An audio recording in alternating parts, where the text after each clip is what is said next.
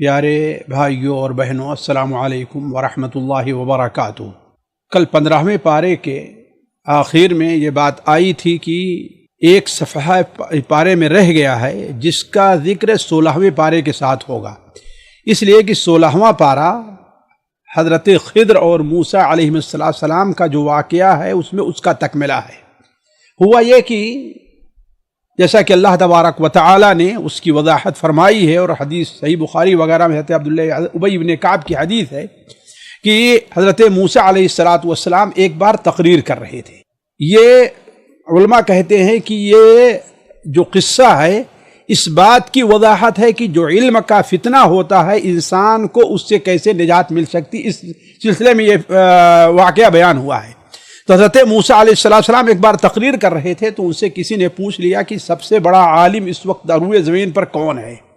تو جیسا کہ اللہ تبارک و تعالیٰ کے ساتھ حسن ادب کا تعلق ہے کہ موسیٰ علیہ السلام کہتے کہ اللہ بہتر جانتا ہے، لیکن حضرت موسیٰ علیہ السلام نے کہا کہ نہیں، سب سے بڑا عالم میں ہوں۔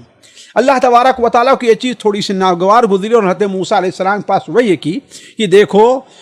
مجمع البحرین، جہاں پر دو سمندر اکٹھے ہوتے ہیں، وہاں پر میرا ایک نیک بندہ ہے جس کو جو علم دیا ہے ہم نے وہ تمہیں نہیں دیا ہے۔ چونکہ موسیٰ علیہ السلام علم کے حریص تھے، لہذا اللہ تبارک و تعالیٰ سے سوال کیا کہ اے رب، میں تیرے اس بندے تک کیسے پہنچ سکتا ہوں؟ اللہ تبارک و تعالیٰ نے کہا کہ ٹھیک ہے، تم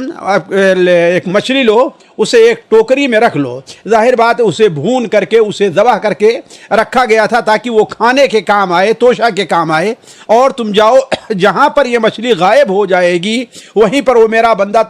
تم سے ملے گا۔ چنانچہ حضرت موسیٰ علیہ السلام اپنے ایک ساتھی جن کے بارے میں کہا جاتا ہے کہ جن کو ان کے بعد نبوت ملی، حضرت یوشع بن نون علیہ السلام، وہ ان کے ساتھ تھے اور ہو لیے چلتے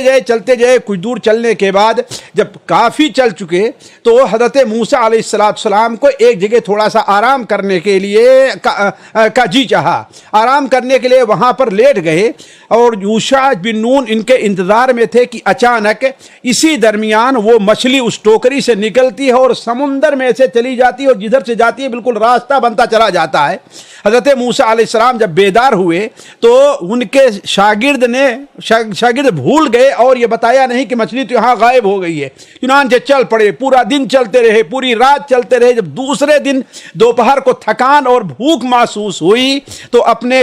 شاگرد سے کہا کہ کھانا تو لے آؤ۔ تب شاگرد نے کہا کہ میں تو وہ مچھلی بھول گیا ہوں، اور وہ تو کل جہاں پر ہم لوگ سوئے ہوئے تھے وہاں پر۔ حضرت موسیٰ علیہ السلام پیچھے اپنے ساتھی کو لے کر کے واپس آئے اور تو دیکھتے ہیں کہ وہیں پر کوئی اللہ کا بندہ سویا ہوا ہے، اور اس سے کہتے ہیں السلام علیکم۔ علی کل حال قصہ مختصر یہ کہ حضرت خضر علیہ السلام بیدار ہوتے ہیں اور کہتے ہیں یہاں اللہ کا سلام کرنے والا کون ہے؟ یہاں تو کوئی ایسا شخص ہے ہی نہیں جو ہمارے اوپر ایمان لاتا ہو یا جو اللہ تعالیٰ کا نام لیتا ہو۔ چنانچہ حضرت موسیٰ علیہ السلام نے اپنا قصہ بیان فرمایا اور کہا کہ میں آپ سے علم سیکھنا چاہتا ہوں۔ حضرت خضر علیہ السلام نے کہا کہ دیکھیے، جو آپ کو علم ہے وہ میرے پاس نہیں ہے، اور جو میرے پاس ہے وہ آپ کے پاس نہیں ہے۔ میرا جو علم ہے آپ اس کے اوپر صبر نہیں کر سکتے، لیکن موسیٰ علیہ السلام نے پکا وعدہ کیا کہ ولا اعصی لک امرا، میں آپ کی کوئی نافرمانی نہیں کروں گا، کوئی بات آپ کی مخالفت نہیں کروں گا اور صبر کروں گا۔ گویا یہ درس دینا تھا کہ ایک شاگرد جو ہوتا ہے، اسے طالب علم جو ہوتا ہے، اسے تواضع اختیار کرنی چاہیے اور اپنے کو اپنے معلم کے سامنے چھوٹا بننا چاہیے۔ تو علی کل حال دونوں کا قصہ جس طریقے سے ہے کہ پہلے حضرت خضر علیہ السلام نے انہیں اپنے ساتھ لے تو لیا، راستے میں جا رہے تھے، تھوڑی دور پر ہی کشتی ملی اور کشتی سے دوسری طرف جانا چاہے تھے خضر علیہ السلام نے، وہ لوگوں نے اللہ کے نیک بندوں کو دیکھا تو پیسہ نہیں لیا، تو خضر علیہ السلام تھوڑی دور چلنے کے بعد کیا کیا کہ کشتی کا ایک پلہ توڑ دیا اور اس کو اکھیڑ دیا۔ حضرت موسیٰ علیہ السلام کو نے کہا کہ اے کیا کیا آپ نے؟ یہ تو کشتی اس طریقے سے ہم بھی ڈوبیں گے اور کشتی والے بھی ڈوب جائیں گے۔ حضرت خضر نے کہا کہ ہم نے کہا تھا نا تم میرے ساتھ صبر نہیں کر سکتے۔ اللہ کل حضرت موسیٰ علیہ السلام نے کہا کہ یہ مجھ سے بھول ہو گئی، بھول پر میری گرفت نہ کیجیے، اور چلیے آگے چلے۔ ایک بچہ کھیل رہا تھا، حضرت خضر علیہ السلام نے اسے قتل کر دیا۔ حضرت موسیٰ نے کہا یہ تو اور بہت بڑا جرم ہو گیا کہ آپ نے ایک معصوم بچے کو آپ نے قتل کر دیا ہے۔ حضرت خضر نے کہا کہ دیکھو، ہم نے کہا تھا کہ تم میرے ساتھ نہیں چل سکتے۔ اللہ کل حضرت موسیٰ نے کہا کہ یہ آخری بات ہے، اس کے بعد میں آپ سے کسی چیز کا سوال نہیں کروں گا۔ اللہ کل حال چلتے گئے، راستے میں دیکھے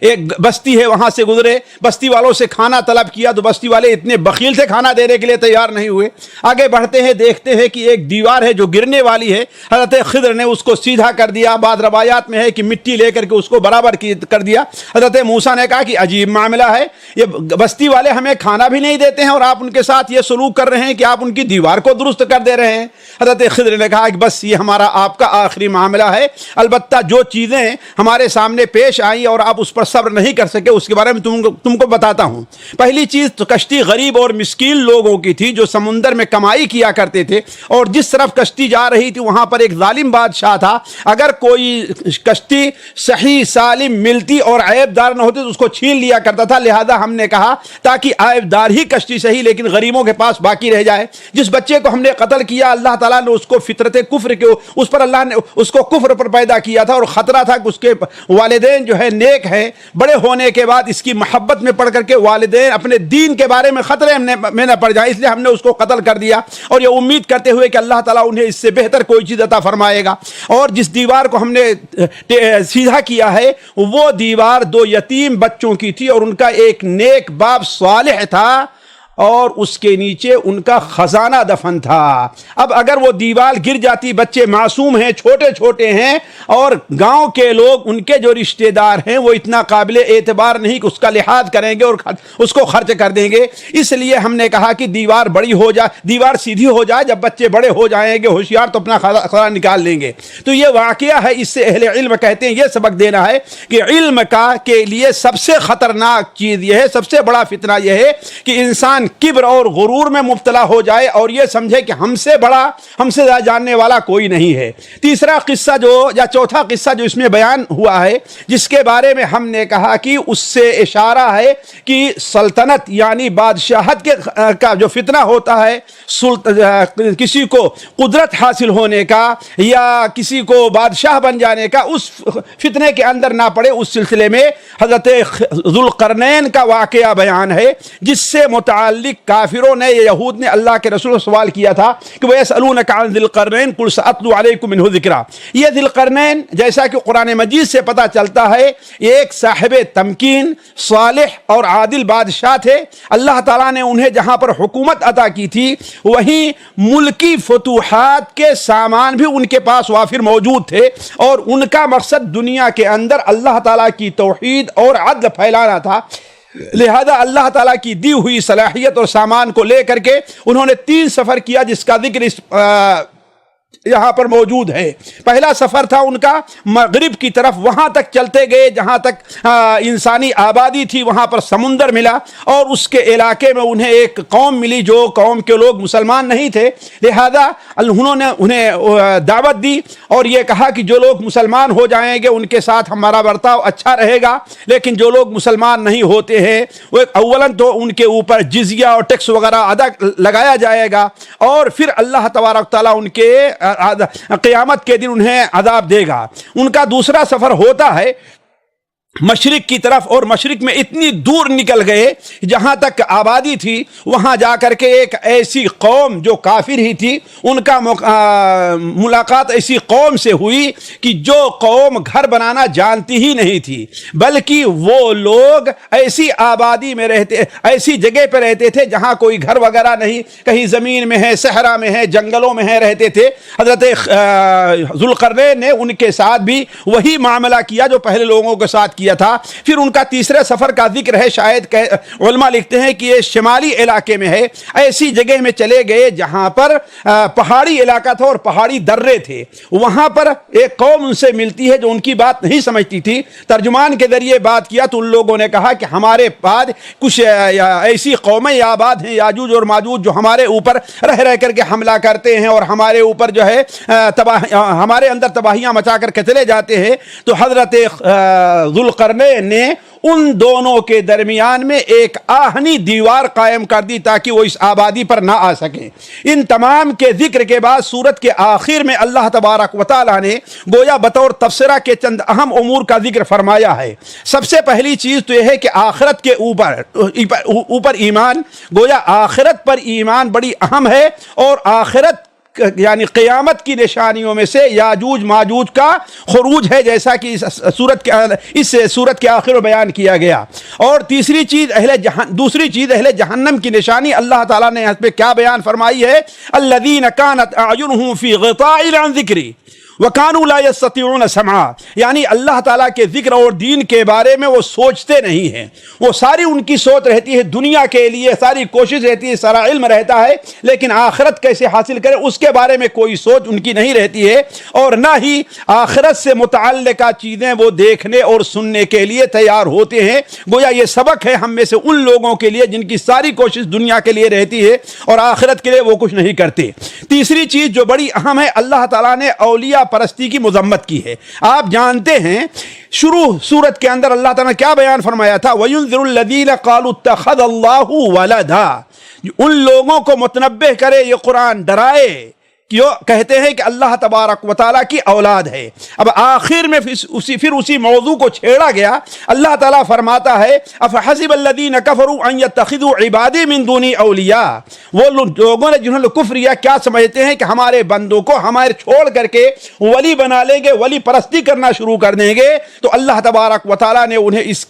اس سے روکا۔ اسی طریقے سے چوتھی چیز جو بڑی اہم بیان ہوئی کہ کفر ایسا عمل ہے کہ اس کی وجہ سے بندے کے سارے اعمال رائے گاہ ہو جاتے ہیں۔ اولئک الذین کفروا بآیات ربہم فحبطت اعمالہم، یعنی کفر کی وجہ سے گویا ان کے عمل سارے ضائع ہو جائیں گے۔ ولا نقیم لہم یوم القیامت وزنا، اور قیامت کے دن ان کا کوئی وزن مچھر کے پر کے برابر بھی نہیں ہوگا۔ اسی طریقے سے پانچویں چیز اللہ تعالیٰ نے یہاں پر اخلاص کی اہمیت بیان فرمائی ہے۔ گویا اخلاص سے اور آخرت پر توجہ دے کر کے انسان ملکی اور سلطنت کا جو فتنہ ہوتا ہے اس سے اپنے آپ کو بچا لیتا ہے۔ اس کے بعد اللہ تعالیٰ نے اپنی عظمت کا بھی ذکر فرمایا کہ لو کان البحر مدادا لکلماتی، اگر سمندر کی تمام سمندروں کی سیاہی بنا لی جائے اور درختوں کے قلم بنا لیے جائیں، پھر بھی اللہ تبارک و تعالیٰ کی حمد اور اس کی تعریف لکھی نہیں جا سکتی۔ لہذا آخر آیت میں یہ بیان فرمایا کہ عمل کرنا ہے تو اسی کے لیے عمل کرو۔ فمن کان یرجو لقاء ربہ فلیعمل عملا صالحا ولا یشرک بعبادۃ ربہ احدا۔ اس پارے کی دوسری سورت سورہ مریم ہے۔ یہ سورہ مریم مکی ہے اور اہل مکہ بلکہ مکہ کے وسطی دور میں نازل ہوئی ہے، یعنی گویا کہ یہ 5-6 ہجری کے قریب نازل ہوئی ہے، اور اس کا بنیادی موضوع عقیدہ توحید ہے، اور ہر ایسے کام سے اللہ تبارک و تعالیٰ کی تنزیہ اور صفائی اور پاکی بیان کی گئی ہے جو اس کے شان کے لائق نہیں، جیسا کہ اس کے لیے اولاد کا ہونا۔ اسی طریقے سے اس سورت کے اندر ایک بڑی اہم چیز ہے کہ سورت کا موضوع آخرت بھی ہے، جو آپ دیکھیں گے سورت کے وسط سے لے کر کے آخر سورت تک چلا گیا ہے اور اسی کے اوپر زور ہے۔ اس سورت کی ایک خصوصیت یہ ہے کہ اس سورت میں اللہ تبارک و تعالیٰ کی رحمت کا خصوصی ذکر ہے۔ گویا اہل مکہ کو، مخالفین کو، اہل حبشہ کو یہ اطلاع دینی تھی کہ یہ دین رحمت ہے، اسی لیے آپ دیکھیں گے اللہ تبارک و تعالیٰ کا نام الرحمن اس سورت میں 16 بار استعمال ہوا، ایک دو بار مل کے 16 بار استعمال ہوا ہے، 16 بار استعمال ہے۔ یہ سورت وہی سورت ہے جس کے بارے میں آتا ہے کہ حضرت جعفر رضی اللہ تعالی عنہ نے نجاشی کے دربار میں اس کے کہنے پر اس سورت کی تلاوت فرمائی تھی۔ اس سورت کے 1 نمبر آیت سے لے کر کے 15 تک حضرت زکریا کا ذکر خیر ہے۔ ذکر رحمت ربک عبدہ زکریا، اللہ کے بندے زکریا کے اوپر اللہ تبارک و تعالیٰ کی رحمت کا ذکر ہے، یعنی اور اس چیز کا بیان ہے، کہتے ہیں زکریا علیہ السلام کے ہاں حضرت یحییٰ کی ولادت خارق عادت کے طور پر ہوئی۔ وہ کیسے؟ یعنی ایسے حالت میں کہ لوگوں کے ہاں اولاد نہیں ہوتی، چنانچہ وہ بڑھاپے کے آخری مرحلے تک پہنچ گئے تھے، من الکبر عتیہ، آخری مرحلے تک پہنچ گئے تھے، اور دوسری یہ کہ ان کی بیوی باج تھی۔ یہ دونوں صورتیں تھی، اس کی وجہ سے یہ امید نہیں ہو سکتی تھی، لیکن چونکہ انہوں نے اللہ تبارک و تعالیٰ سے دعا کی، اللہ تعالیٰ سے دعا کی کہ اللہ تبارک و تعالیٰ یہ میرا جو علم ہے، یعنی علم نبوت اور علم آخرت جو میرے پاس موجود ہے، میرے گھر والوں میں کوئی اس علم کے اٹھانے کے لائق نہیں ہے، میں ایسا اس لیے مجھے کوئی ایسا وارث عطا فرما جو میرے اس علم کا وارث بنے۔ اس آیت کے اندر یرثنی و یرث آل یعقوب سے کوئی یہ نہ سمجھے کہ انبیاء کے مال کے وارث ان کی اولاد وغیرہ بنتی ہے، نہیں، ان کی اولاد ان کے مال کی وارث نہیں بنتی، اس لیے کہ انبیاء علیہ السلام لا نورث، ہم جو ہے وراثت نہیں چھوڑتے ہیں، بلکہ جو کچھ ہم چھوڑ جاتے ہیں وہ صدقہ ہوا کرتا ہے۔ تو اس میں اگر ان آیات کو آپ پڑھتے جائیں 15 تک تو اللہ تبارک و تعالیٰ نے بڑے حقائق سے پردہ اٹھایا ہے۔ ایک حقیقت تو یہ کہ دعا کی قبولیت اللہ تعالیٰ کی رحمت ہے، اللہ کی ذکر رحمت ربک عبدہ زکریا، یہ میرے کہنے کا مطلب یہ ہے کہ رحمت اللہ تعالیٰ کی شان ربوبیت ہے، اس لیے اللہ تبارک و تعالیٰ صرف مومن بندوں ہی کی نہیں بلکہ بسا اوقات کافروں اور مشرکوں کی بھی دعا قبول کرتا ہے۔ اسی طریقے سے نیک اولاد کی طلب اور دعا مشروع ہے۔ وجعلہ ربی رضیہ، اے اللہ تعالیٰ اسے وہ ایسا بیٹا ہو جو پسندیدہ ہو، جو تیرے نزدیک محبوب اور پسندیدہ ہو۔ تو گویا کہ ہمارے اور آپ سارے دنیا کے لوگوں کے لیے یہ سبق ہے کہ اولاد کی صرف تمنا اچھی بات نہیں ہے، اولاد کی صرف خواہش یہ نہیں بلکہ ایسی خواہش ہونی چاہیے، ایسی اولاد کی جو نیک اور صالح ہو۔ اسی طریقے سے اصل وراثت علم دین کی وراثت ہے اور اسی کے لیے کوشش کرنی چاہیے۔ آج بہت سے لوگ، یہ افسوس ہے، بہت سے لوگ جن کو اللہ تعالیٰ بہت مال دیا رہتا ہے، بڑی جائیداد رہتی ہے، ان کے یہاں اولاد نہیں ہوتی تو کسی کو ناجائز طور پر لے پالک بناتے ہیں۔ کیوں؟ تاکہ ہمارے اس مال کا وارث بنے۔ نہیں، آپ کسی ایسے شخص کو وارث بنائیے جو آپ کے اس مال کو دین کے راستے میں خرچہ کرے، نہ کہ دنیا کے راستے میں۔ یہ ہے اصل وراثت جس سے عام طور پر لوگ غافل رہا کرتے ہیں۔ اسی طریقے حضرت یحییٰ کی فضیلت، جیسا کہ اللہ تعالیٰ بیان فرماتا ہے ہم نے عیسیٰ کیا ہے وَلَقَدْ آتَيْنَا اعوذ باللہ من ذلک، علی کل حال اللہ تبارک و تعالی نے بیان فرمایا ہے یا یحییٰ خذ الکتاب بقوہ وآتیناہ الحکم صبیا، اے یحییٰ اس کتاب کو مضبوطی کے ساتھ تھمو اور ہم نے بچپن میں انہیں حکم عطا کیا۔ حکم سے مراد یا تو نبوت ہے کہ اللہ تعالیٰ نے بچپن ہی میں عطا کر دیا تھا، یا فیصلہ کرنے کی قوت ہے، اس لیے کہ حضرت زکریا اب بوڑھے ہو گئے تھے، کمزور ہو گئے تھے، بڑھاپے کے آخری مرحلے کو پہنچ چکے تھے، اور ان کی جو یہ وراثت تھی کہ لوگوں کو فتویٰ دینا، لوگوں کو بتانا، لوگ درمیان فیصلہ کرنا، اس کی صلاحیت اللہ تعالیٰ حضرت یحییٰ علیہ السلام کے اندر عطا فرمائی۔ آپ پڑھیں گے تو ان کی اور 2-4 صلاحیتوں کا اس صورت کے اندر پتہ چلے گا۔ آیت نمبر 16 سے 33 تک حضرت مریم بتول کا ذکر اس صورت میں آیا ہے، اور حضرت یحییٰ اور زکریا کا ذکر گویا کی بطور مقدمہ تھا۔ آپ دیکھیں گے حضرت مریم کے ذکر کے ساتھ حضرت زکریا کا ذکر، حضرت عیسیٰ ابن مریم کی پیدائش کے ساتھ یحییٰ کا بھی ذکر آتا ہے۔ کیوں؟ اس لیے کہ وہ حضرت زکریا حضرت مریم کی سرپرستی کرتے تھے، اور حضرت زکریا کے دل میں اس عمر میں بچے کی شدید خواہش جو پیدا ہوئی ہے وہ حضرت مریم کی وجہ سے۔ کیوں؟ حضرت مریم کو کرامت اللہ نے یہ دی تھی کہ گرمی کے موسم میں سردی کے پھل، سردی کے موسم میں گرمی کے پھل جب ان کے پاس آتے تھے تو سوچتے تھے کہ جو رب اس پر قادر ہے وہ ہم بوڑھے کو اولاد بھی دے سکتا ہے۔ اور تیسری چیز حضرت زکریا، حضرت یحییٰ اور زکریا کی پیدائش دونوں جو ہے خارق عادت کے طور پر ہوئی ہے، اور سب سے اہم شاید یہودیوں کو یا عیسائیوں کو اس بات پر متنبہ کرنا تھا، جیسے حضرت عیسیٰ کی پیدائش خارق عادت طور پر ہے ویسے حضرت زکریا کی پیدائش خارق عادت کے طور پر ہے، لیکن تم نے ایک کو تو اللہ کا بیٹا بنا لیا اور ایک کو چھوڑ دیا، یہ چیز مناسب نہیں ہے۔ علی کل حال حضرت مریم کا ذکر ہے کہ کس طریقے سے وہ اپنے اہل و عیال سے دور تنہائی میں تھی، حضرت جبرائیل ان کے پاس آتے ہیں اور حضرت مریم نے ان سے نفرت ظاہر کی اور کہا کہ اعوذ بالرحمن منک ان کنت تقیہ، میں عورت ذات ہوں، میرے پاس ایک نامحرم مرد کا آنا یہ بالکل غیر مناسب بات ہے، اگر تم اللہ تعالیٰ کا ڈر رکھتے ہو تو یہاں سے چلے جاؤ۔ حضرت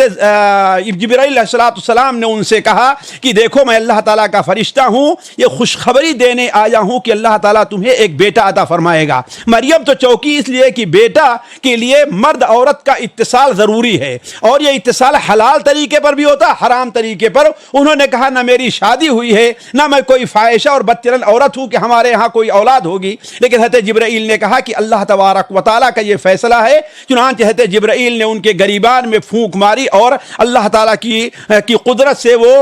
امید سے ہو گئیں. علی کل حال قصہ اس میں آپ پڑھیں گے کہ حضرت مریم علیہ السلام کو الجھن ہوئی اور پریشان ہوئی اور دور جا کر کے کہیں بھاگ گئیں کہ لوگ ہمیں دیکھیں گے کہ حمل سے ہے تو مجھے اعلان تان کریں گے. لیکن اللہ تعالیٰ نے وہاں سکون عطا فرمایا. اللہ کی طرف سے آواز آئی کہ اے مریم تو پریشان نہ ہو, یہ دیکھو کھجور کا درخت ہے اور یہ دیکھو تمہارے نیچے پانی جاری ہے, یہ تمہارے کھانے پینے کا سامان ہے, تم اطمینان رکھو. علی کل حال جب بچہ پیدا ہو گیا اپنی قوم کے پاس لے کر کے آتی ہیں تو قوم نے تو اولا متہم کرنا چاہا, لیکن اللہ نے انہیں یہ ایک نشانی دی تھی جیسے کہ حضرت زکریا کو ایک نشانی دی تھی. یہ اللہ تعالیٰ کی نشانی کہ حضرت زکریا زبان سے سبحان اللہ والحمدللہ پڑھتے تھے, لیکن جب لوگوں سے بات کرنا ہو تو ان کی آواز نہیں نکلتی تھی. ایسے ہی حضرت مریم کو یہ نشانی ملی کہ آئی تو لوگوں کے پاس چل کر کے, زبان تھی اللہ کا ذکر کر سکتی تھی, لیکن اگر لوگوں سے بات کرنا ہو تو وہ بات نہیں کر سکتی تھی. اس لیے اشارہ کیا کہ آج ہم نے روزہ رکھا ہے. لوگ اور پریشان ہوئے کہ یہ ایک تو جرم کر کے آئی ہے اور دوسرے روزے کا حوالہ دے رہی ہے. لیکن اللہ تبارک و تعالی نے حضرت عیسیٰ علیہ السلام کو وہاں پر گویائی دی اور کہا کہ میں اللہ کا بندہ ہوں, مجھے اللہ تبارک و تعالیٰ نے آتانی الکتاب وجعلنی نبیا, اللہ نے مجھے کتاب دی ہے, یعنی مستقبل میں ایسا نبی بنایا ہے جسے کتاب اللہ تبارک و تعالیٰ دے گا. علی کل حال حضرت عیسیٰ علیہ السلام کے ذکر کے بعد 38 سے 34 تک اللہ تبارک و تعالیٰ بلکہ 33 سے 37 تک عیسیٰ علیہ السلام کی حقیقت اور ان کی تعلیم بیان کی ہے. عیسیٰ علیہ السلام جسے یہودی نعوذ باللہ من ذالک زانیہ کا بچہ کہتے تھے اور یہودی اور نصاری جیسا کہ انہیں اللہ کا بیٹا کہتے تھے, اللہ تبارک و تعالیٰ نے حضرت عیسیٰ علیہ السلام کے بارے میں ذکر کر کے فرمایا ذالک عیسیٰ ابن مریم, نعوذ باللہ من ذالک نہ کسی زانیہ کے اولاد ہیں اور نہ ہی اللہ کے بیٹے ہیں, بلکہ اللہ تبارک و تعالیٰ کی قدرت کے ایک مظہر ہے. جب اللہ تعالیٰ کسی کو کوئی کام کرنا چاہتا ہے تو اس کا کام کیا ہے, کن فیکون, وہ کہہ دیتا ہے کہ ہو اور ہو جاؤ. دوسری چیز حضرت عیسیٰ ابن مریم کی جو تعلیم ہے وہ یہ ہے کہ حضرت عیسیٰ ابن مریم نے کہا کہ اللہ کی عبادت کی جائے. ذالک عیسیٰ ابن مریم قول الحق الذی فیہ یمترون ما کان لہ ان یتخذ من ولد, یعنی اللہ تعالیٰ کی تعلیم کی جائے. توحید کا راستہ ہی اللہ تبارک و تعالیٰ کا صراط مستقیم ہے. 38 سے 40 تک صراط مستقیم سے انحراف کرنے والوں کو آخرت کی یاد دہانی کرائی گئی ہے اور اس دن کو حسرت افسوس سے تعبیر کیا گیا کہ وہ حسرت کا دن ہوگا. وَأَنذِرْهُمْ يَوْمَ الْحَسْرَةِ. ساتھیوں 41 سے لے کر 50 تک حضرت ابراہیم کا ذکر خیر ہے. اولا حضرت ابراہیم کو والد کے ساتھ دعوت کا ذکر ہے اور قابل توجہ یہ ہے کہ والد کافر تھا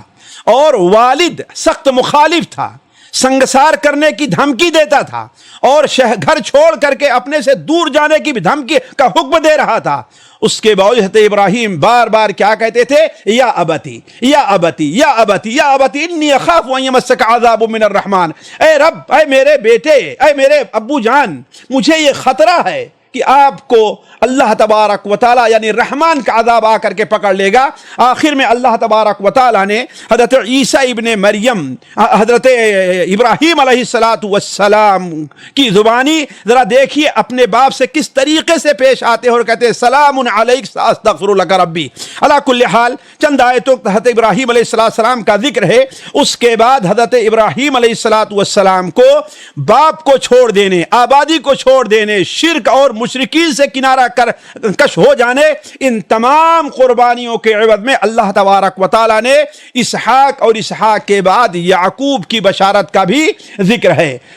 اللہ تبارک و تعالیٰ نے آیت نمبر 56 سے 57 تک حضرت موسیٰ ہارون کا ذکر خیر فرمایا, حضرت اسماعیل حضرت ادریس علیہ السلام کی ذکر خیر فرمایا, اور ہر ایک کے لیے الگ الگ صفات ہیں. یہ اللہ تعالیٰ کی مصلحت ہے کہ ہر نبی کو کوئی ایسی صفت دیتا تھا جو اس کے اندر شان امتیاز رکھتی تھی. حضرت موسیٰ علیہ السلام بارے میں کہا کانا مخلصا وکانا رسولا نبیا وقربناہ نجیا, ہم نے انہیں اپنی گفتگو کرنے کے قریب کیا. حضرت اسماعیل کے بارے میں کہا کانا صادق الوعد بڑے سچے وعدہ والے تھے اور اپنے اہل و عیال کو نماز اور زکوٰۃ کا حکم دیتے تھے۔ حضرت عیسیٰ علیہ السلام کے بارے میں فرمایا کہ صدیق النبی ورفعناہ مکانا علیہ، یا ہم نے ان کو بلند مقام پر رکھا ہے۔ آیت نمبر 58 سے 59 میں اللہ تعالیٰ نے نیک بندوں، انبیاء اور صالحین اور اللہ کے ناشکرے بندوں کی صفت بیان فرمائی ہے۔ اللہ کے نیک بندوں کی صفت ہے نماز کے پابند ہوتے ہیں، اور اللہ تبارک و تعالیٰ کا جب کلام پڑھا جائے اور سنا جائے تو انہیں رونا آ جاتا ہے۔ یہ بڑی اہم صفت ہے کہ اللہ تعالیٰ کے کلام کو سننے، قرآن کلام الہی کو سننے کے بعد، جیسا کہ آپ 7ویں پارے کے شروع میں سنے ہوں گے کہ حبشہ کے لوگ جو تھے، نجاشی اور اس کے ساتھی، جب ان کے سامنے اللہ تعالیٰ کلام پڑھا گیا تو رونے لگتے تھے۔ تو اللہ تعالیٰ کے نیک بندوں کی صفت ہے۔ اسی لیے خلیفہ دوم حضرت عمر فاروق رضی اللہ عنہ کے بارے میں آتا ہے کہ ایک بار انہوں نے سورہ مریم کی تلاوت کی، اور جب اس سجدے پر پہنچے کہ وَإِذَا تُتْلَى عَلَيْهِمْ آيَاتُنَا خَرُّوا سُجَّدًا وَبُكِيًّا، کہ ہماری آیات جب ان کے سامنے تلاوت کی جاتی ہیں، رحمان کی آیت تلاوت کی جاتی ہیں، تو روتے ہوئے اللہ کے سجدے میں فوراً گر جاتے ہیں۔ تو انہوں نے سجدہ کیا اور کہا ہمارے پاس سجدہ تو پایا جا رہا ہے لیکن ہمارے پاس اللہ کے لیے رونا کہاں ہے؟ تو گویا مومن کی یہ خاص صفت ہے۔ البتہ کافروں کی جو صفت بیان کی گئی ہے، دو چیزیں ہیں۔ کیا ہے؟ کافروں نہیں بلکہ فاسقوں، اللہ تعالیٰ کے مخالفین و نافرمانوں کی صفت کیا ہے؟ نماز کو ضائع کرتے ہیں اور خواہشات کے پیچھے رہتے ہیں۔ اللہ کل آیت نمبر 60 سے 63 تک اللہ تبارک و تعالیٰ نے جنت کی نعمتوں اور اس کے مستحقین کا ذکر فرمایا ہے، اور سب سے زیادہ اس کا مستحق وہ ہے من کان تقیہ، جو اللہ تبارک و تعالیٰ کا خوف اپنے دل میں رکھتا ہے۔ آیت نمبر 64 اور 65 میں ہے جبرائیل کی زبانی اللہ کی عظمت کا بیان ہے، نبی کریم صلی اللہ علیہ وسلم کے تسلی دینے کا ذکر ہے، اور یہ بیان ہے کہ اے محمد صلی اللہ علیہ وسلم، ہمارا معاملہ یہ ہے کہ ہم بغیر اللہ کے حکم کے آپ کے پاس آتے ہی نہیں، اور آپ کے پاس آنا جانا تو دور کی بات ہے، ہم اپنی مرضی کے کوئی کام بغیر اللہ تعالیٰ کی اجازت کے نہیں کر سکتے ہیں۔ یہیں پر میں لوگوں کو توجہ دلا دوں کہ آیت نمبر 65 جو ہے، آیت نمبر 65 میں حضرت جبرائیل نے کہا تھا، انہی کی زبانی ہے، رب السماوات والارض وما بینہما فاعبدہ واصطبر لعبادتہ ہل تعلم له سمیہ۔ علماء نے توحید کی تینوں قسموں کا اس سے استنباط کیا ہے، اس پر غور کیجئے کہ وہ کون کون سی صفت ہیں، وہ کون سی کس کس الفاظ سے پائی جا رہی ہیں۔ پہلی صفت کیا، پہلی توحید کیا ہے؟ توحید الوہیت ہے، دوسری توحید ربوبیت، اور تیسری توحید اسماء و صفات، اور تینوں اس آیت کے اندر موجود ہیں۔ علی کل حال آیت نمبر 67 سے 72 کافر کے اس زعم باطل کی تردید ہے کہ ہم مرنے کے بعد دوبارہ کیسے زندہ کیے جائیں گے، مرنے کے بعد دوبارہ کیسے زندہ کیے جائیں گے۔ اللہ تبارک و تعالیٰ نے ان کا ایک عقلی جواب دیا کہ جو اللہ تمہیں پہلے پیدا کر سکتا ہے دوبارہ بھی پیدا کر سکتا ہے، اور اس کے بعد اللہ تعالیٰ نے قسم کھا کر کے وہ ایک منظر کھینچا ہے ساتھیوں، جو منظر دیکھ کر کے انسان کا دل دہل جاتا ہے کہ کس طریقے سے اللہ تبارک و تعالیٰ جہنم کے سامنے مجرمین کو اور اللہ تعالیٰ اپنے نافرمانوں کو جمع کرے گا۔ آیت نمبر 73 سے 76 تک اللہ نے دنیا کے مغرور اور خام خیال لوگوں کو قرآن کے بیان کردہ عقیدے آخرت کے بارے میں جو یہ کہتے ہیں کہ اگر اللہ نے ہمیں دنیا میں اچھا رکھا ہے تو آخرت میں بھی اچھا رکھے گا، اللہ تبارک و تعالیٰ نے اس پر بڑی وعید سنائی ہے اور کہا کہ اس وقت معلوم ہوگا کہ من ہوا شر مکانا واضعف جندا۔ علی کل حال آیت نمبر 77 سے 80 تک اللہ تعالیٰ نے مکہ کے ایک کافر عنید عاص بن وائل کے حضرت خباب کے ساتھ جو واقعہ پیش آیا سیرت میں آپ لوگ جانتے ہیں، اس کا ذکر فرما کر کے اللہ تعالیٰ نے فرمایا ہے، ذکر کر کے اللہ نے فرمایا ہے کہ وہ جو یہ کہہ رہا ہے کہ ہاں اگر ہمیں تم کہہ رہے ہو نا دوبارہ جب زندہ ہوں گے تب ہم اپنا حق لے لیں گے، ٹھیک ہے، جب ہم زندہ ہوئے جیسے اللہ نے ہمیں یہاں مال دیا ہے تو آخرت میں بھی مال دے گا، تو اس وقت ہم تمہارا حق ادا کر دیں گے۔ اللہ تعالیٰ نے فرمایا کہ سنکتب ما یقول ونمد له من العذاب مدا، جو کچھ کہہ رہا ہے اسے ہم لکھ کر کے رکھ رہے ہیں اور اسے ہم عذاب کے اندر زیادتی ہی کریں گے۔ اس سے اہل علم نے استدلال کیا ہے کہ ہر کافر کا عذاب برابر نہیں ہوتا، ان کے جرم، ہر کافر کا ٹھکانہ جہنم ہے، لیکن ان کے دنیا میں جرم کے عوض ان کے عذاب کے اندر اضافہ ہوتا رہے گا۔ علی کل حال اللہ تبارک و تعالی نے قیامت سے کے مناظر کو ذکر کرتے ہوئے اس آیت کے آخر میں اب 82 سے 87 نمبر آیت تک نبی کریم صلی اللہ علیہ وسلم کو بڑی تسلی دی ہے اور کہا ہے کہ ان کے باطل معبود جو ہیں ان کے بارے میں آپ اللہ تبارک و تعالیٰ کے فیصلے کا انتظار کیجئے، اب مدت مہلت جب ختم ہو جائے گی تو اب ہم وہاں پر اللہ ہم ان کو جمع کریں گے اور نسوق المجرمین الی جہنم وردا، ہم مجرمین کو جانوروں کے طریقے سے ہانک کر کے جہنم کی طرف لے جائیں گے اور انہیں جہنم کے اندر ڈھکیل دیں گے۔ آخر میں اللہ تبارک و تعالی نے ایک بڑی اہم چیز طرف توجہ دلائی ہے کہ جو لوگ اللہ تبارک و تعالی کو بیٹا قرار دیتے ہیں، یہ اتنی عظیم بات ہے کہ اس بات کے تصور سے تو آسمان پھٹ پڑے، آسمان ڈھہ پڑے، زمین پھٹ جائے، پہاڑ ریزہ ریزہ ہو جائے۔ اللہ تبارک و تعالیٰ کی شان تو یہ ہے کہ حضرت آدم سے لے کر کے آخر تک ان کل من فی السماوات الا آتی الرحمن عبدا، اللہ کے سامنے ایک غلام اور بندہ بن کر کے آئے گا اور ہر شخص اکیلے آئے گا اور ہر شخص کو اکیلے جواب دینا پڑے گا۔ علی کل حال آخر میں اللہ تبارک و تعالیٰ نے نبی کریم صلی اللہ علیہ وسلم کو یہ بشارت دی ہے، کہ یہ خوشخبری دی ہے کہ ہاں یہ قرآن آپ کے لیے ہم آسان اس لیے کر دے رہے ہیں تاکہ اللہ کے نیک بندے جو ہیں انہیں آپ بشارت دیں اور اللہ تعالیٰ کے ظالم بندوں کو آپ ڈرائیں۔ اس پارے کی آخری سورت سورہ طٰہٰ ہے۔ یہ سورت بھی مکی ہے اور مکہ مکرمہ کے وسطی دور میں نازل ہوئی ہے، ایسا معلوم ہوتا ہے، جیسا کہ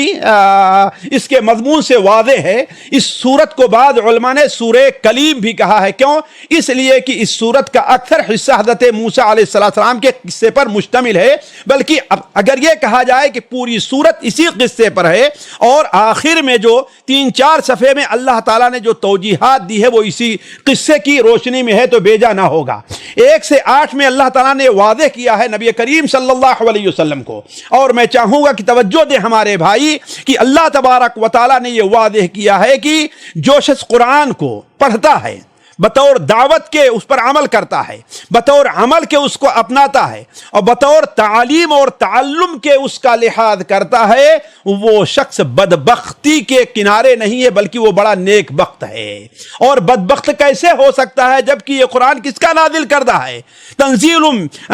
ممن خلق الارض والسماوات العلی الرحمن علی العرش استوی، جو رحمان ہے عرش کے اوپر مستوی ہے، وہ آپ کو کسی ایسی چیز کا حکم کیسے دے سکتا ہے جس کی وجہ سے آپ کے قریب بدبختی آئے؟ یہ تو ناممکن سی چیز ہے۔ اسی لیے اللہ تبارک و تعالیٰ نے ان تمام چیزوں کے ذکر کے بعد اللہ تعالیٰ نے اپنی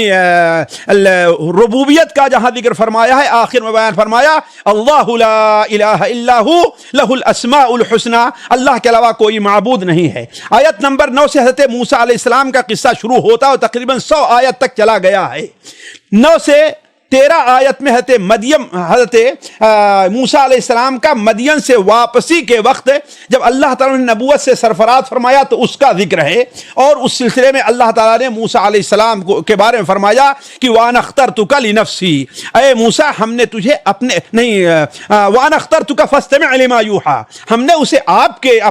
تمہیں اپنے لیے انتخاب کیا، یعنی ہم نے تمہاری اس طریقے سے جو حفاظت کی ہے، تربیت کی ہے، اس لیے کہ اپنی نبوت کے لیے تمہارا انتخاب کریں، لہذا جو کچھ آپ طرف وحی کی جا رہی ہے اس پر توجہ دیں۔ وہ وحی کیا کی گئی تھی؟ اس سے پتہ چلتا ہے کہ ہر نبی کا دین ایک ہے۔ توحید کی وحی تھی، نماز کے اہتمام کی وحی تھی، اور آخرت کی طرف توجہ دلانے کی وحی تھی، بلکہ اللہ تعالیٰ نے زوردار انداز میں موسیٰ علیہ السلام سے کہا کہ فَلَا يَصُدَّنَّكَ عَنْهَا، یہ آخرت اور نماز سے آپ کو وہ شخص نہ روکے، اس کے اعتراضات، اس کی سختیاں آپ کے اوپر، اگر اس کی دھمکیاں آپ کو نہ روکے کہ اس بارے میں آپ کوتاہی کریں۔ تو گویا جس طریقے سے اللہ کے رسول صلی اللہ علیہ وسلم مکہ کے لوگوں کے درمیان یہ 3 چیزیں جو ہے بڑی اختلاف کی تھی، کون؟ آخرت، نبوت اور توحید، انہی چیزوں کا اس میں ذکر ہوا ہے۔ علی کل حال آیت نمبر 14 سے 16 تک 17 سے 24 تک اللہ تعالیٰ نے موسیٰ علیہ السلام کو عصا اور ید بیضا دے کر کے فرعون کے دربار میں دعوت کے لیے جانے کا حکم دیا۔ اذهب الى فرعون انه طغى، جاؤ فرعون کے پاس، اس لیے کہ اس نے بڑی سرکشی کی ہے اور خود خدا بن بیٹھا ہے۔ آیت سے 25 سے 27 تک حضرت موسیٰ علیہ السلام کی ایک دعا کا ذکر ہے، بلکہ 2 چیزوں کا طلب ہے جو ایک داعی کے لیے، ایک مربی کے لیے بڑی اہم چیز ہے۔ ایک چیز تو ہے کہ اللہ تعالیٰ سے دعا کرے، اور دعا کس چیز کی؟ اس چیز کی دعا کرے کہ اللہ تعالیٰ اسے حوصلہ دے، شرح صدر عطا فرمائے۔ دوسری چیز اللہ تعالیٰ اس کے اس معاملے کو آسان کرے، اور تیسری چیز اللہ تعالیٰ اس کی زبان کے اندر وہ تاثیر عطا فرمائے کہ لوگ اسے قبول کریں۔ اب اذان کے لیے رکتے ہیں، پھر آگے بڑھتے ہیں۔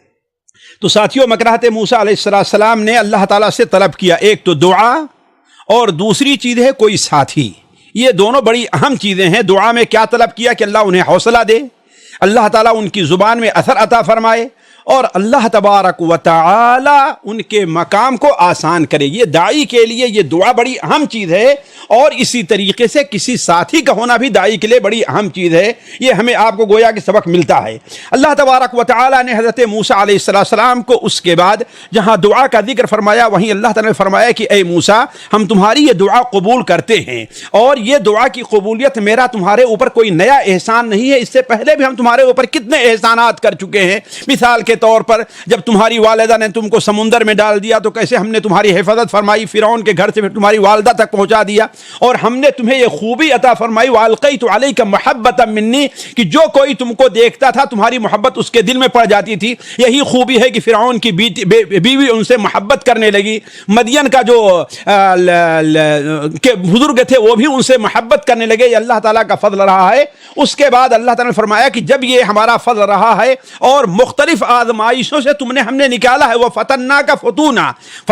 فتونہ سے متعلق اہل علم کو بتا دوں کہ اس پر ایک حضرت عبداللہ ابن عباس کا 4-5 صفحے کا ایک لمبا سا بیان ہے. تفسیر ابن کثیر اور دوسری کتابوں میں موجود ہے، اسے لے کر کے پڑھ لے، وہ بڑی مفید چیز ہے. اس لیے کہ حضرت عبداللہ ابن عباس سے وہ صحیح سند سے مروی ہے، بلکہ بعض علماء نے تو اسے مرفوع تک قرار دیا ہے. تو اللہ کے رسول اللہ تبارک و تعالیٰ نے اس وقت موسیٰ علیہ السلام کو فرعون کے دربار میں جانے کا حکم دیا ہے کہ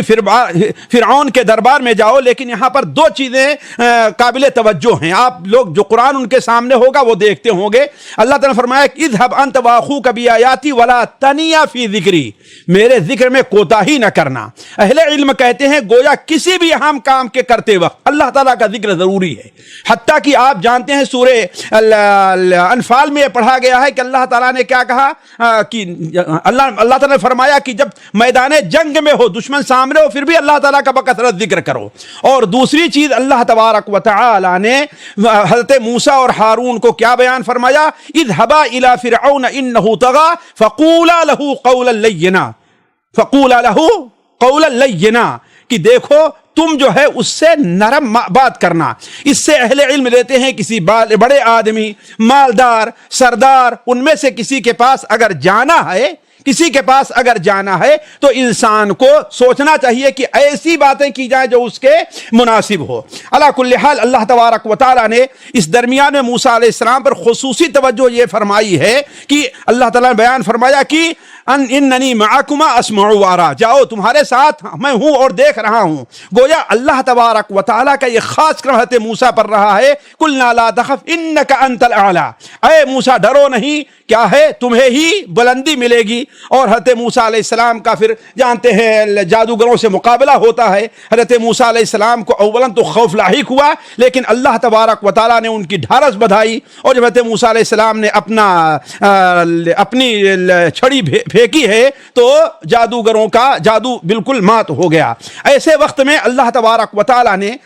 جو جادوگروں کو اللہ نے کس قدر ایمان عطا فرمایا، وہ چیز ہمارے اور آپ کے لیے قابل توجہ ہے. آیت نمبر 77 سے لے کے 82 تک موسیٰ علیہ السلام کا اپنی قوم کو مصر لے کر کے سینا کی طرف نکلنے کا ذکر ہے، اور وہاں پر اللہ تبارک و تعالیٰ نے ان کی قوم کو فرعون کو سمندر میں ڈوبتے ہوئے دکھایا، تاکہ اولاً تو ان کا اطمینان ہو، دل ٹھنڈا ہو کہ ہمارے دشمن کو اللہ نے ہلاک کر دیا ہے، اور دوسرے اللہ تبارک و تعالیٰ کے اس احسان کی وہ لوگ قدر کرے. اور اس احسان کے عوض میں اللہ تعالیٰ نے ان سے کیا مطالبہ کیا ہے کہ ہمارا شکر ادا کرو اور پاک روزی کھاؤ اور حد سے تجاوز نہ کرو. گویا ساتھیوں علماء کہتے ہیں اس آیت کی روشنی میں کہ جو شخص حرام روزی کھاتا ہے وہ اللہ تبارک و تعالیٰ کا شکر گزار نہیں ہے. آیت نمبر 82 سے 98 تک اللہ تعالیٰ موسیٰ علیہ السلام کو جہاں اس بات کا ذکر کیا ہے جہاں تورات کے لیے موسیٰ علیہ السلام جو ہے وہ ایک مہینہ کے لیے نکلے، پھر اس کے بعد 40 دن کی مدت بڑھا دی گئی.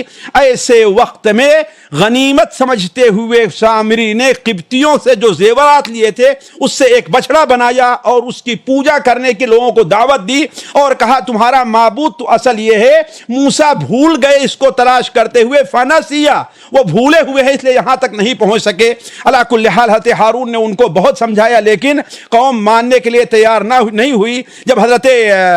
موسیٰ علیہ السلام واپس آئے ہیں تو جو منظر وہاں پر ہے ساتھیوں وہ پڑھنے کے لائق ہے کہ حضرت موسیٰ علیہ السلام اپنے بھائی کی اللہ کے لیے اتنے غصے میں ہوئے کہ داڑھی اور بال پکڑ کر کے ان کو مارنا شروع کیا، لیکن پھر بھی حضرت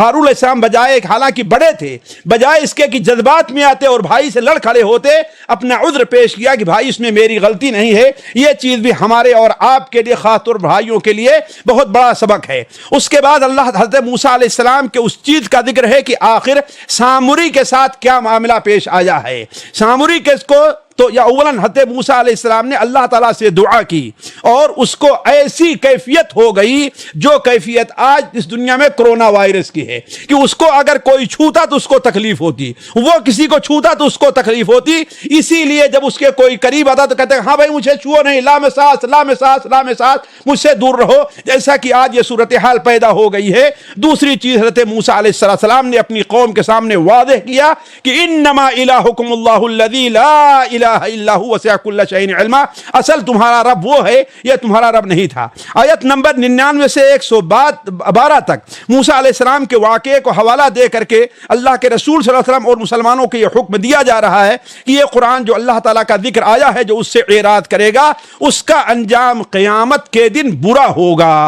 پھر آگے قیامت کے بعد مناظر کا ذکر کیا، جیسے پہاڑوں کی کیفیت ینسفھا ربی نسفا، اسے ذرہ ذرہ کر دے گا، لوگوں کا یہ حال ہوگا، کسی سے کچھ پوچھنے کے لیے تیار نہیں ہوگے، اس دن جو ظالم ہوگے وہ خسارہ ہوگا، یعنی اللہ تعالیٰ نے اس کا لمبا ذکر فرمایا ہے۔ آیت نمبر 114 سے لے کر 29 تک حضرت آدم علیہ السلام، بلکہ یہ سوچیں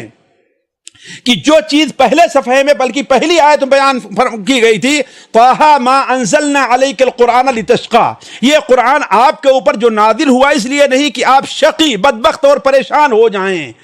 اس کو دوبارہ دہرایا گیا ہے کہ حضرت آدم علیہ السلام اور قصے حضرت ابلیس کے قصے کے ذکر کرنے کے بعد یہ بتایا گیا ہے کہ جو شخص ابلیس کی اتباع کرے گا وہ شقاوت کا شکار ہوگا، اور جو شخص آدم علیہ السلام کے تھے جو اللہ کی تعلیمات آئی ہیں ان کی جو اتباع کرے گا وہ کبھی شقاوت اور بدبختی کا شکار نہیں۔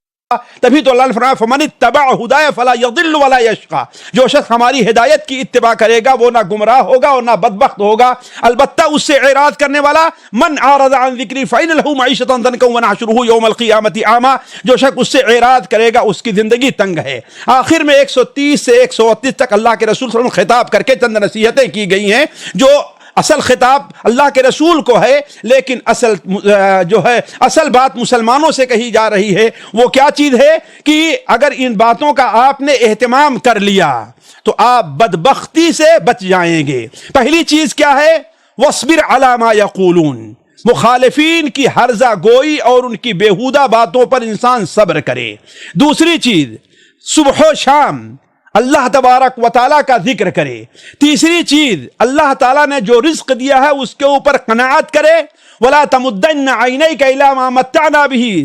زَهْرَةَ الْحَيَاةِ الدُّنْيَا لِنَفْتِنَهُمْ فِيهِ وَرِزْقُ رَبِّكَ خَيْرٌ وَأَبْقَىٰ، اور دنیا کی جو زینت لوگوں کو حاصل ہے اس کے اوپر توجہ نہ دے۔ چوتھی چیز نماز کا اہتمام کرے اور اپنے اہل و عیال کی نماز پر تربیت کرے۔ وَأْمُرْ أَهْلَكَ بِالصَّلَاةِ وَاصْطَبِرْ عَلَيْهَا لَا نَسْأَلُكَ رِزْقًا، اور آخری چیز سب سے اہم یہ ہے کہ وَالْعَاقِبَةُ لِلتَّقْوَىٰ، علماء کہتے ہیں یہ 5 چیزیں جو ہیں جس کے اندر پائی جائیں گی وہ اس کے قریب بدبختی نہیں آئے گی۔ اور آخر میں اللہ تعالیٰ نے انہی آیتوں پر اسی موضوع پر سورت کا خاتمہ کیا ہے جس موضوع پر یہ سورت شروع ہوئی تھی کہ لوگ اللہ کے رسول کو لوگ متہم کرتے تھے کہ یہ قرآن ہے، اس کو لے کر کے تو یہ بدبختی کے شکار ہوئے، کوئی ایسا اور معجزہ آنا چاہیے جو ان کے لیے آرام کا سبب بنتا۔ تو اللہ تعالیٰ نے فرمایا کہ یہ تمہارا سوال، یہ تمہارے معجزے کا طلب کرنا کوئی نیا نہیں ہے، اور اگر تمہاری بات کو ہم قبول بھی کر لیں تو یہ بتاؤ